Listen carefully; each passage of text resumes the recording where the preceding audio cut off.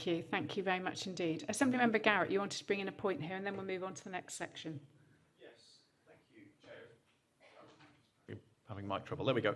I was struck by something actually that Lorraine was saying about how, you know, we're here having all these high-level conversations about Vision Zero and so on, and then there the bus drivers are who are a key part of this, and it's like an alien conversation that's going on somewhere else.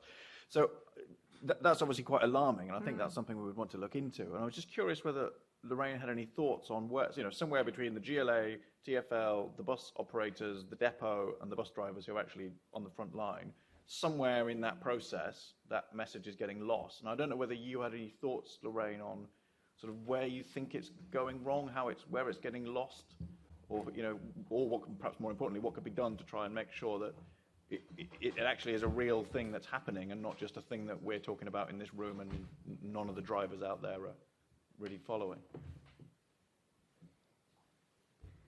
I just think it's getting lost from the top downwards. I mean, we are reviewed as, you're just only bus drivers. We don't need to know. But we're frontline. We do need to know. It is down to us to make sure that it's Vision Zero out on the roads. But if we're not told about it, if we don't have a discussion, if nobody comes to our garages or even the operators and turn around and say, you know what, we need to educate the drivers on Vision Zero.